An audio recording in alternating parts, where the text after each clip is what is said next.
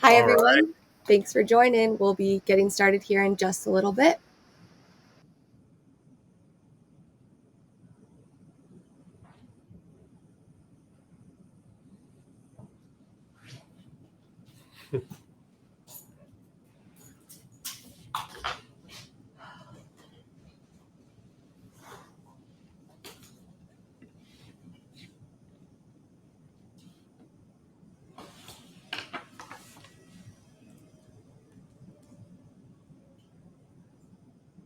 Mhm.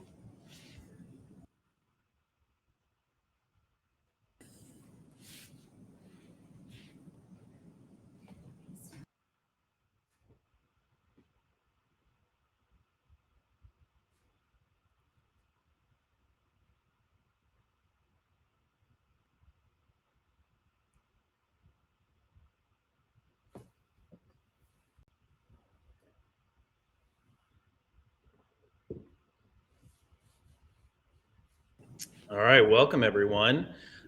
This is the second episode of our newly founded sales hacks with Xactly.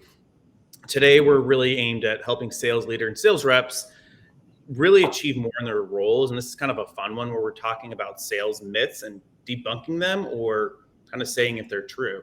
I'm joined by Taylor Wilding, who is the RVP of the West here at Xactly. Taylor has a very unique background. I'll let him get into some introductions of himself, but really excited for him to come in, share his hot takes, and really, let's just have a conversation. If you're viewing live, please make sure that you leave questions in the chat throughout the session. We'll be monitoring it. I'll be answering them. But Taylor, you want to give a quick intro of yourself? Sure. Thanks, Ryan. So yeah, I'm Taylor Wilding. I'm the Regional Vice President of Sales here in the West for Xactly. I've been here for about 3 years. Came here as an individual contributor and then moved into a sales leadership role pretty quickly after that. But before that, of course, and where Ryan's getting at from my unique background is that I played 6 years of professional baseball before getting into my professional career in sales. And so had an opportunity to stomp around the minor leagues with both the Giants and the Angels for 6 years, riding buses and making little to no money chasing the dream. But at the end of the day, it was all about performance and consistency, which of course we see come across in sales as well. So look forward to the opportunity to debunk some sales myths here today and have a little fun with it. Yeah, I mean, Taylor and I have a really good relationship, so this is going to be a little bit more of a fun conversation. There's YouTube videos of Taylor pitching for the San Jose Giants. I'll let the search engines do that. But going into the first myth, one that is always funny is people always think that being in sales, people are always on the golf course or they're traveling, getting deals done over fancy dinners. I know I was actually just in Vegas for a conference, and my wife said, "Oh, it must be nice to be able to go to Vegas for 24 hours with no kids." And I'm like, it's not just that. It's not just going to Vegas. It's not just going to dinner. I mean, Taylor, what are your thoughts on some of that? I mean, of course, there's that aspect of it where we do have the opportunity to go have some dinners without the kids and things like that. But at the same time, you're entertaining people when you're trying to earn business or just build that relationship, really. But the part about golf courses and always doing work there, I think that those things are the day of the past, especially because of communication channels now, right? We got Slack, we got our phones, we got everything else. And I mean, I can tell you right now that my wife, who doesn't really play golf, she played more golf in the last year than I have. But famously at President's Club, she Yeah, did beat, here we go. she Here we did go. beat this guy right here, Ryan Maggio, and closest to the pin at President's Club. So, but definitely on the golf course, there's not as much work being done out there these days as I think maybe of yesteryear. Yeah, and well, I think too. I mean, it's one of those things where what COVID's taught us, and our CEO said this numerous times. He's busier now than he ever has been before, just in the amount of times where he's back to back to back to back in meetings, or even when he comes in the office, things are his times where he had open blocks are now getting filled with people coming in and having those in-person conversations. So I think you're seeing a shift in the balance of people not having that luxury free time because there's more expectation that needs to happen in your day to day than there was before, right? Because you had this autonomy. COVID kind of locked us in our homes or what have you, and you didn't have to go do that. So it shifted the way that things that people operate. What do you think that's done Because this? now I think people feel a little bit more special too when there are dinners, right? I mean, we experienced that kind of recently where we did a customer appreciation dinner, and I think that was the first time that people had really gotten together. So it's Yeah. interesting to see how the tides are kind of turning. Well, it'd be interesting too when you think about it. There's, upcoming next month, not to give them a plug, but Dreamforce is coming up, right? This is going to be the first real Dreamforce in 2 years. What's that going to be like? Because Dreamforce, back in the day it was a lot of fun. I'm not going to lie. I mean, I remember going to one of them and seeing Metallica under Moscone Center, and one of our partner guys, actually caught a pic from Lars from Metallica, and it was probably one of the best concerts I've ever been to. I don't know if that happens anymore, right? Do you think that way of the past will ever come forward again? I mean, the conferences are definitely changing, right? I mean, you look at what we're doing here at Xactly and going more to an Unleashed on tour, where we're going and hitting up the cities that we find the most important or that have a biggest concentration of customers or prospects. And it's just a different approach, right? So people have had to iterate over the course of time in order to find the right avenue in order to get in front of people, because some companies aren't yet traveling. And so we got to go to them instead of everybody converging in one place like we are for Dreamforce. Yeah. And Lonnie, I know you're tired of that comment. So am I, because I think it does. It's not always luxury and leisure when you're traveling for work. It's, you have to, if you're flying cross country, you're going from West Coast to East Coast, there's time differences, there's early morning meetings, there's the stress. I mean, even still to this day, I talk to reps that get stressed out and can't sleep the night before in a hotel room because they're worried about their meeting, right? You have a 3-hour time difference and you want to make sure you get up in time. And this is, a big presentation that you have to give. And the other side doesn't necessarily always see that. Are you talking about yourself there? Oh yeah. I always get stressed out. Yeah. The best is negotiating deals in your sleep too. That's really fun. Let's go to the next one. Sales is all about money. I know this is a near and dear one to your heart, just because you mentioned it in your kind of prelude. It's coming up from the minor leagues where you tell stories about, hey, you can't eat tuna fish sandwiches anymore because you used to get giant bowls, and it's not just about the money. What are your thoughts on this piece? Yeah, it wasn't the size of the bowls; it was the amount of flies that were flying around that bowl that keeps me away from the tuna salad sandwiches these days. But yeah, I think I've never met a good salesperson that's not motivated by money.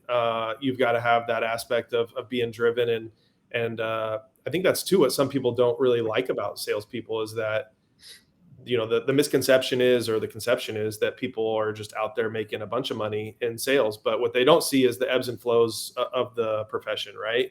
And I mean, you firsthand, Ryan, that I went through a quarter where I didn't close anything as an individual contributor, and then the next quarter was obviously a big one. But it's those ebbs and flows that you've got to maintain your perspective, and you got to stay diligent through it, and still find ways to have those little wins along the way that end up making the little things make the big things happen kind of deal.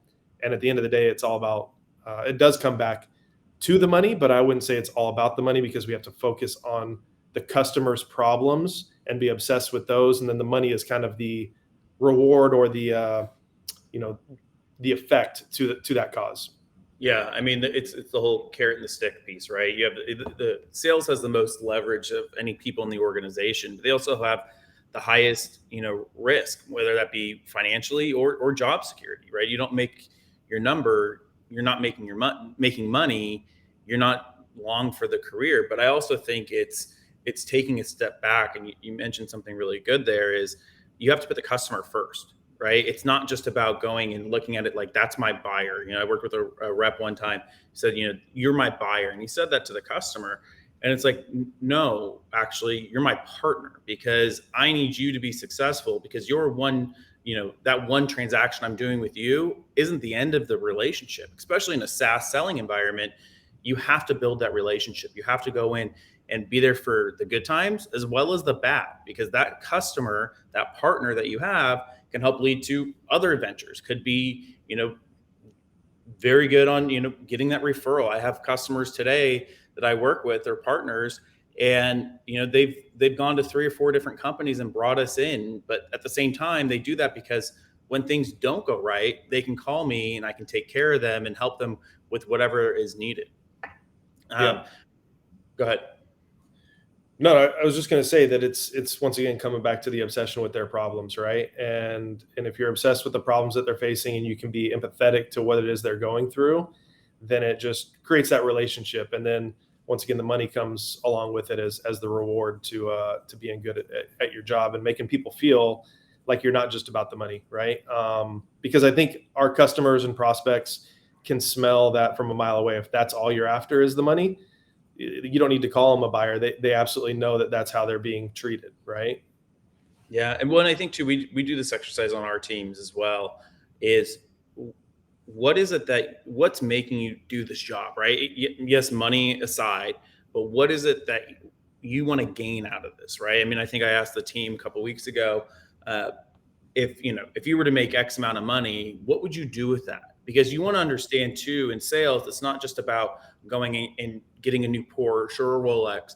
A lot of people was, hey, I want to be able to put my kids through private school, or I want to do this home edition, or I want to have, get married and have my first kid and have the financial stability. So I think it's understanding what actually makes that person tick and how can you tap into that? Because some people that we've seen in sales, they aren't money motivated. Yep. And it's Yeah, an interesting concept. it's sometimes those non-cash incentives, right? That even being able to see where you rank in comparison to some of that competitive, atmosphere that sales typically fosters, but also the ability to see, things like just recognition. I saw recently some companies out there giving recognition, like almost stamps of approval, of things that they've been doing. And it's those non-cash incentives that people want to be seen, especially in this day of social media, where the ability to be put on that pedestal and receive the accolades, that sometimes that fuels people more than the dollars and cents. Right. And I think it also depends on where they're at in their career, right? I mean, Totally. you got to look at somebody who's a recent college grad, this is their first sales job. They're going to be probably a little bit more money motivated than somebody who's been doing this for 20 or 30 years. And they want Yep. not saying it's a bad thing, but they want the stability. They want to know, hey, I'm going to make, my OTE every year, and this is how I'm going to do this. And that's their driver, right? That's what they want. And you have to tailor, especially in leadership, you have to tailor your mind track or your talk track with them on how do you motivate them, how do you keep them engaged. It's very much that I want to make sure that I can go to every single person on my team and have that conversation. What's keeping you here? What's keeping you in sales? Yeah. So let's go to the next one. Leaders that are the best at sales forecasting have a natural knack for it and an ability to use gut instinct. Now, this is near and dear to our hearts because Xactly is in a new we have a new piece to our platform. So Taylor, what are your thoughts on this? So I think it's data is everywhere, right? Let's be honest. Data is at our fingertips more now than it was yesterday, and of course more than it was a month and a half ago and a year ago. So it's about taking, of course, that gut instinct. The sales leaders of today got to the positions that they're in because they obviously have a level of understanding and they know what they're doing, but it's leveraging that experience with data that then makes them that much better. And it's about the data is presented in a lot of different ways, but how do you action that data is really, I think, where the story goes and how people get better without just leveraging their gut instinct. Yeah, we and I see a comment in there from the last one. I definitely think that there's the chase to success and the rank to be number one because of money is a byproduct of success in sales, and that's absolutely the case. I think the biggest piece is you have to be able to shift and pivot based on, especially in leadership. There's different pieces for different things, and this actually ties back into the forecasting piece, right? Because a lot of sales leaders want to go in and say, hey, I can go and forecast with a 90% accuracy how we're going to do within the quarter. Well, if you're not using data to help with that and using AI and ML, not to say it's replacing you, but to go in and say it's help augmenting you and helping taking you to the next level, then you're kind of falling behind the 8 ball. The gut instinct is really half of the battle. I'm not saying it's going away because you still have the personal connection or you still have how I read a deal versus how you read a deal. What do we need to do?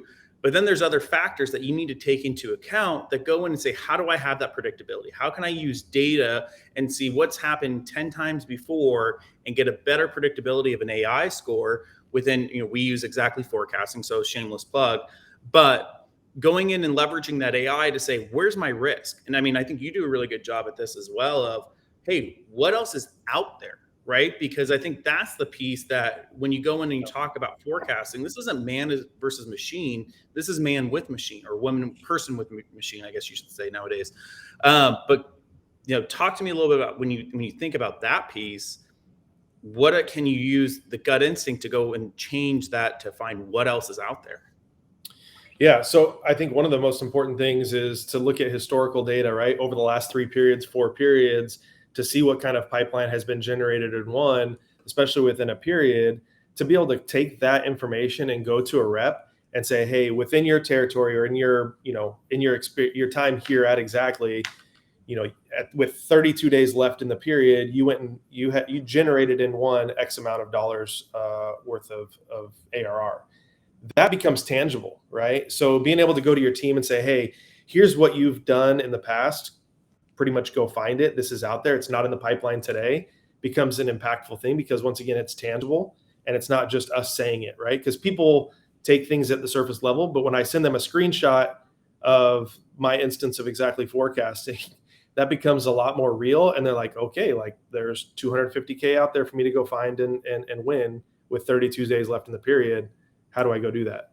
Well, and once again, it ties back into that money motivated rep. If they are that type of person, or they're a leaderboard type of person, they're more the gamification, you can go in and be like, hey, the last 3 quarters with a month left, you went and found 100K, let's just say, throwing a number out there. You found 100K worth of deals that closed within 30 days. Think about if you got 130K now, how much more money you can make, or how much, you can get into accelerators faster, whatever that may be, or it can push you into President's Club, right? I think one of the pieces too is that people lose sight of that, kind of tying all these different myths together. One of the biggest pieces that I'm in sales is, that I loved, especially as an individual contributor, was our President's Clubs, and tying that into the motivation, because it's not only motivating for myself, because it's a nice, paid vacation, but it's also for my significant other, because there's different pieces to that if you just follow gut instinct and you're not using data, you don't get these accolades. You don't get to go and make the extra money. You don't get to go to President's Club, what have you. Yeah, you bring up a good point too, because you put in that little extra effort knowing President's Club is on the horizon or that you're getting close to that, right? And obviously in sales, people think that maybe we don't spend a lot of time working, we're out on the golf course, right? That's one of the myths we're debunking. But quite honestly, like I have a really hard time unplugging. So I'm picking up my kids from school and I'm sitting there like texting someone or slacking someone, things like that. But at the same time, my wife asked me to do something and I said, oh, don't worry about it. I'll just take someone else to President's Club, and then it becomes a family thing. Yeah. What's that went over really, that conversation goes over really well. It does. She loves it when I do that. But at the same time, like that's a part of the motivating factors. I know how much she appreciates it, right? She appreciates going. She's developed friendships within the company because of President's Club, et cetera. So it's definitely a motivating factor outside of just myself. It becomes a family thing as well. Yeah. I mean, I know when it's my wife's wondering how I'm doing towards the year, when she always asks, so wait, where's President's Club again? when is it? It's like those subtle reminders of, hey, you need to go, start selling more. And they know darn well where it is. Yeah. All right. Number 4. Since we're entering a recession, you don't have to worry about your top performers leaving. Yeah, I mean that one couldn't be further from the truth, right? I mean, I think we all know that people want to be cultivated, if that's the right word, right? They want to feel the love within their organization, and so that's one thing: is how are we treating these people in these quote unquote tougher times? And so you got to go the extra mile sometimes to make people feel like they're actually wanted within the organization. But at the same time, we went through a big swing in the last 6-7 months, right? We went through this great attrition. And then now all of a sudden, there's companies that are restructuring and doing things along those lines. And so I think there's no more important time to wrap your arms around, your top performers. But at the same time, right, is getting, 80% of your reps to achieve 80+% of their number, and getting that, even distribution across your sellers to make sure that it is spread out and people are all, really moving the needle for you. Well, and I think just because if we're in a recession, downturn, whatever you want to label it, Yeah. that's at the time when I absolutely worry about my top performers leaving. Because if I start seeing, them even remotely looking, or they're not hitting their numbers and they've been a consistent performer, that's when I want to double down, because that's when I need them the most. Yeah. Right. It's not just going and saying, hey, somebody else can potentially come and fill this seat. I mean, maybe, I don't know, but I have somebody that I can go to battle with, that's tried and true, that I have their back, they have my back. Like, there's nothing more important to me than that. And I think that's one of the pieces I'm very cognizant of. Yeah. And that comes back to the data too, right? There is data out there to support and understand who might be potentially leaving. Once again, shameless plug, right? The ability to see around those corners and have the different data points to tell you that, someone might be at risk of attrition. Within Xactly, you have the ability to see stuff like that. It's definitely helpful because it gives you the ability to be, like I like to say, it's prehab versus rehab, right? See it before it happens, fix it before it actually is in pain. And so that way you're wrapping your arms around it. You can catch it before, it hits the fan, for lack of a better term. Yeah, I mean, that it's definitely something that I think that companies can lose sight on, is what are you doing to retain that top talent, right? What are you doing from a marketing perspective, from a sales enablement, or even we recently rolled out spiffs as well, and I think that's one of those pieces. Even though you have top performers, you want to make sure they're incentivized to stay, because if they start seeing those tough times, you have to, like you said, prehab before rehab, or whatever that saying was that you just said. Good job. Thank you. You have to go in and you have to show them the light, right? Because there's going to be ebbs and flows. There's going to be, hard times in sales. How do you keep them motivated to where they can see, hey, I can make this number. I can make the amount of money that I want to make. Because it's a myth, but it's kind of true. Reps are money motivated. They want to know that they're going to make their OTE. A lot of times when we see, when you're interviewing people and they say, oh, well, this company, they gave me X amount of OTE and this low of a quota, or this high of whatever it may be. And you're like, well, is that actually achievable? What's the history of reps actually achieving that at that company? Because that's where, when people go and look for new jobs, or being in comp, you have to ask that question. You're telling me my OTE is 500K for normally what's a 300K job. How many people have actually achieved that? Because if I'm never going to make it, what's the point of even going and leaving? Because, it's not always green pastures on the other side.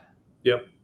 Yeah, I agree. And, to kind of bring it back to the baseball piece, is that, that's one of the things that I love about sales, is it's individual sport, right? You're out there pretty much, you're the person that if you lose a deal, your name's in the lights, but if you do well, your name's also in the lights.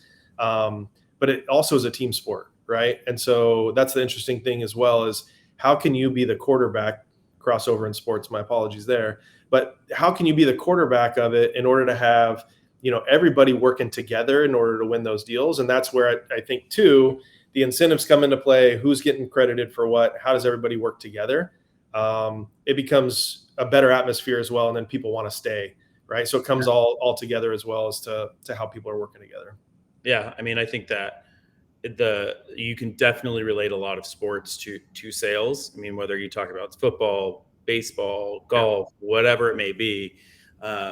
And that's one of the things I've appreciated about you over the years is, I give you a good, jab every once in a while about your baseball career. And, I didn't have one, unfortunately, was never good enough.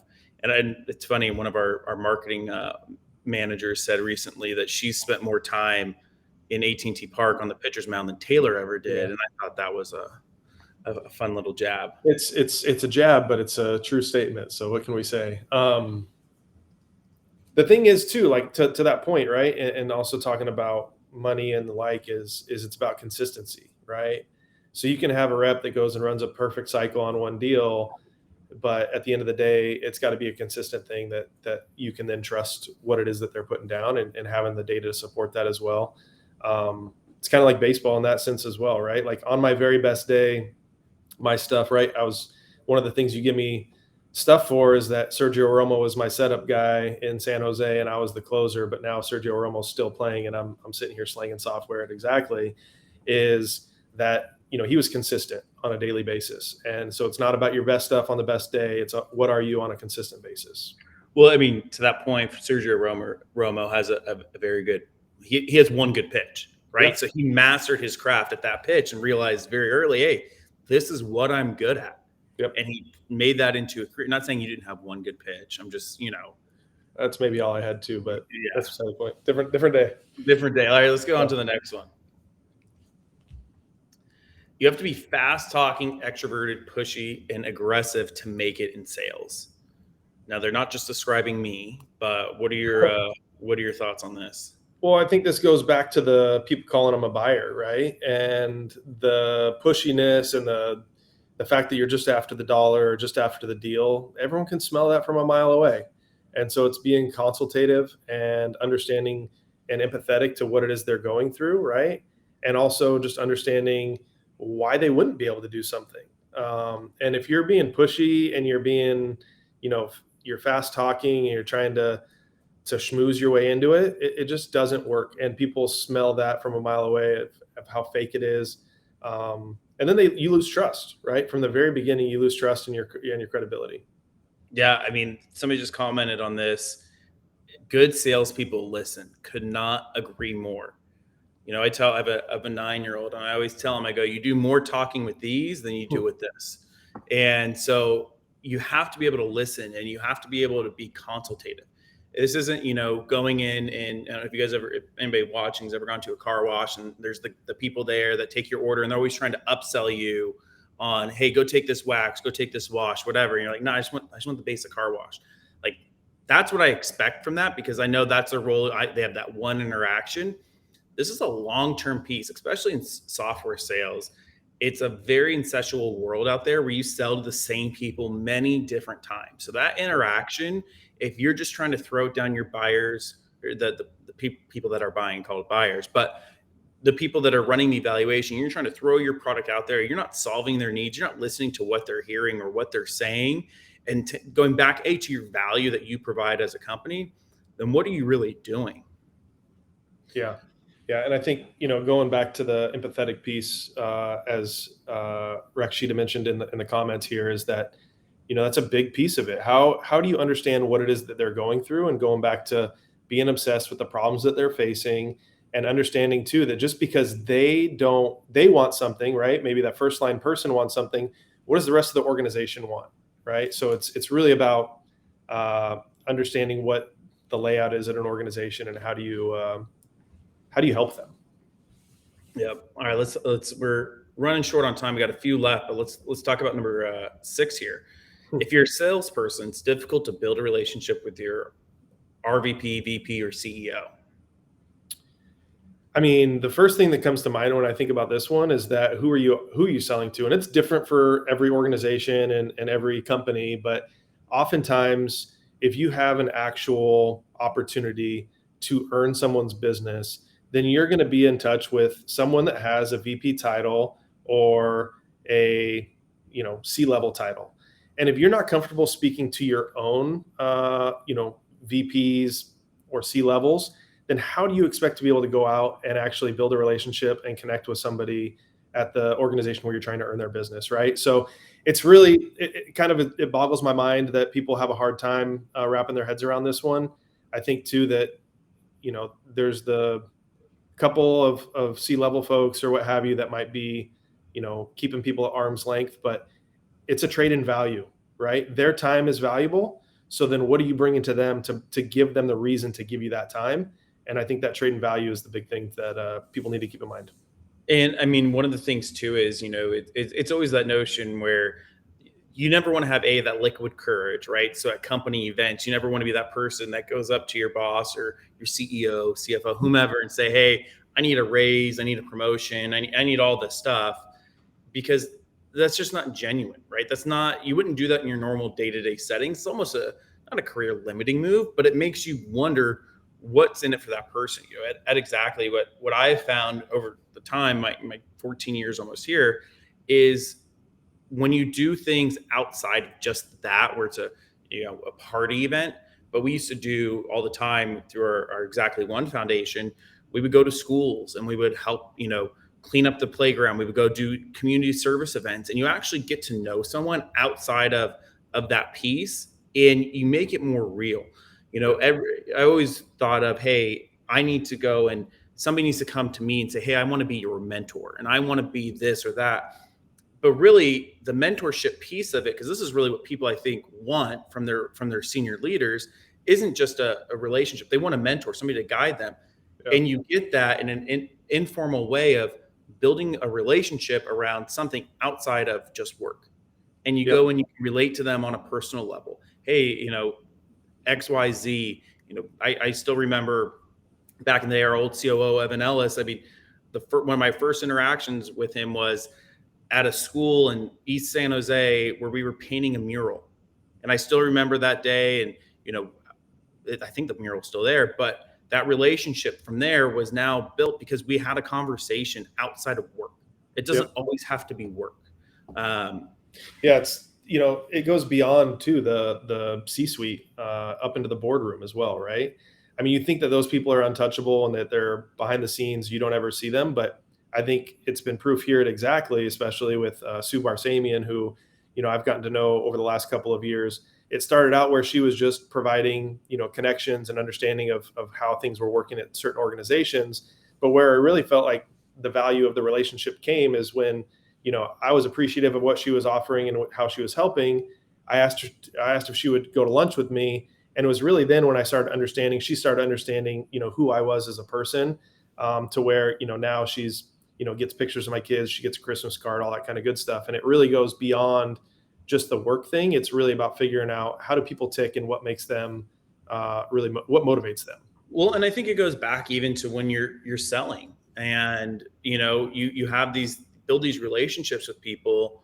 I can think of a customer that's gone to a few different companies, and I don't know if she's watching now. She probably knows who she is. Where it's our text thread, if you go back through it, is like, hey, I'm making this, or I'm cooking this, or send me pictures of your puppy, or send me pictures of your kids. And it's like, you have to people don't want to be consumed with work all the time. And I think that's the one thing that COVID did. And I know I'm guilty of this, and you mentioned it.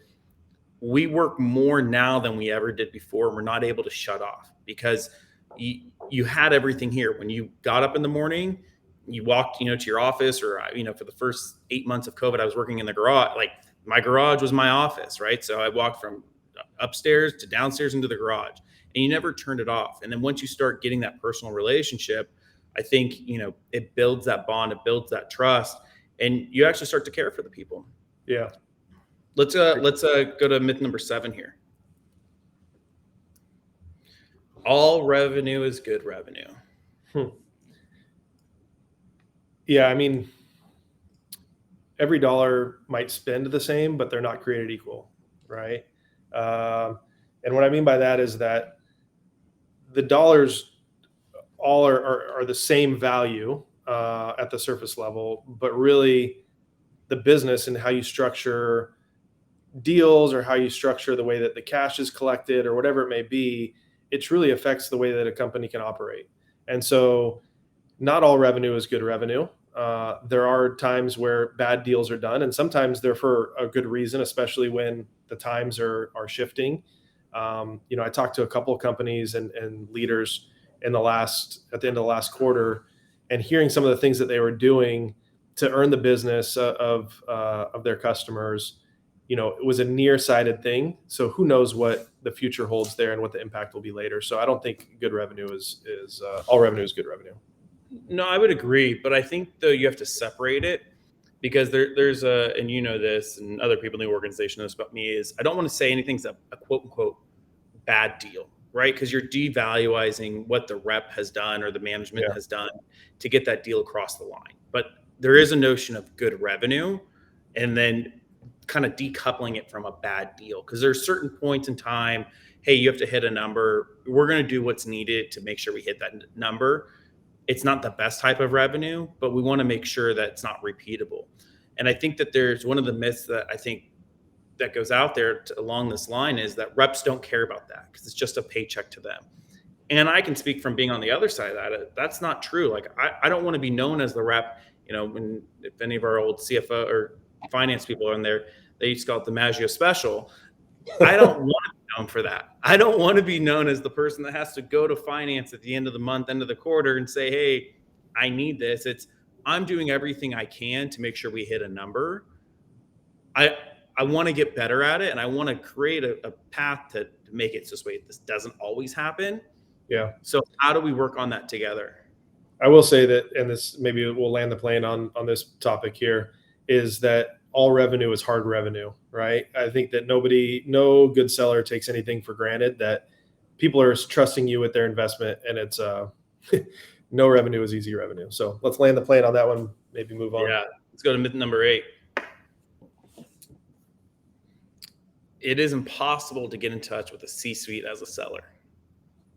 I think we pretty much touched on this, right? The ability to empathize with people, but at the same time, give that trade in value is a huge piece. So if you're going to get in front of them, it's got to be with a purpose. I mean, I know early on in my career, the question was, it'd be, hey, can we reach out to this person, or can you reach out to this person? And it's like, what is the ask? What am I actually going for? And really, at the end of the day, you should have permission to do it yourself. But I think this is definitely a myth. Yeah, I think that it can be difficult. I think that's the myth, right? It's not impossible. It can be very difficult, but you have to, once again, you have to build the value. You have to go in and you have to create the reason why that C-level needs to get engaged. Yeah. So Ryan, I think are we up on time? I think we can do maybe one more, I'm being told. Let's just go to 9, and then we can close it out here. All righty. Success comes from selling a product's attributes and functionality. This is an interesting one, I think, because really it's not necessarily the products, the attributes and the functionality. It's what do they value from those attributes and the functionality, right? You could throw functionality at somebody all day long, but if there's no value to that organization for those functions or those attributes, if it's not a part of their business or the where they're doing business, then it's really fallen on deaf ears. So I think it really comes back to understanding what it is, what challenges they're facing, and then providing the specific product attributes and functionality that really fits into what it is that they're trying to solve for. Yeah, I think this goes into, you don't want, especially when you have solutions consultants, sales engineers, whomever is on the phone with you, you don't want them to just go feature dump, right? As a salesperson, you need to go in and help build value and tie that back in, leveraging, your supporting cast in to go in and solve their problem. You don't want to just say, hey, here's everything that we can do. Here's the harbor tour. That's in demos, 20 years ago. That's not the way that we should be thinking about it today. Yeah, it goes back to the comment about listening, right? And we've got 2 ears, 1 mouth, use them proportionately. It's kind of the saying there. But anyway, I think would it be the craziest idea if I close this thing out? I mean, that's one of the biggest myths I think ever. That's like Taylor's. He thinks that's his catch. How to get everybody to elicit a response. But let's go ahead and close it out today. Giving away secrets. That's a myth right there. So thanks everyone for joining. We're going to have Sales Hack number 3 coming up here at the end of September. So we'd love to have you join there. And we're going to be looking at new research report on sales talent crisis. So we look forward to you all joining at the end of September. Hopefully you enjoyed today and look forward to seeing you then. Happy selling. Thanks, everyone.